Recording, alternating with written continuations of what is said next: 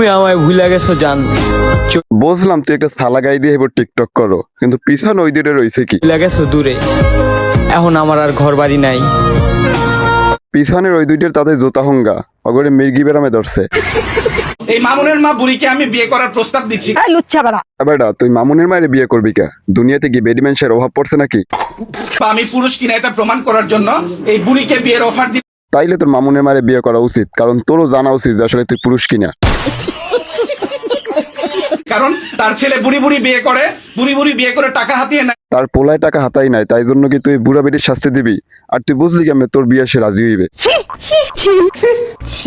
ও বলতে পারবে যে আমি ওকে বা লাইলা কোনোদিন বলতে পারবে যে ওকে আমি কোনোদিন ব্যাড টাচ করেছি? না, এটা ঠিক আছে, এটা তুমি সত্য বলছো, এটা আমি বিশ্বাস করি, কারণ তোমার সেই অনুভূতিটা নাই। আমি হিজড়া। তুই হিজলার মতন থাক। দেখেন লিখুন ভাই, দেখেন এই খালা আপনাকে নিয়ে উস্কানিমূলক কথাবার্তা বলতেছে। এই বুড়ি নিশ্চয় আমার কাছে এসছে, তাছাড়া বুড়ি আমার জেন্ডার নিয়ে কিভাবে কথা না, এটা আসলে খালায় খুবই অন্যায় করছে, আমি এই বিষয়ে খুবই তীব্র নিন্দা জানাই।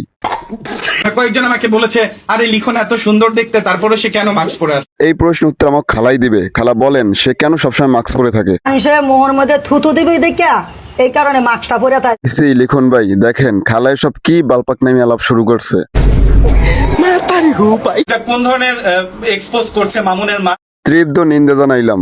মামুনের আম্মার বিচার এদেশের মানুষ করবে, আপনি টেনশনই করবেন না। এখানে বুড়ির ক্যারেক্টার খারাপ। বুড়ির ক্যারেক্টার খারাপ মানে করছে কি আপনার লগে? মামুনের সাথে মামুনের মায়ের পরকীয়ার সম্পর্ক।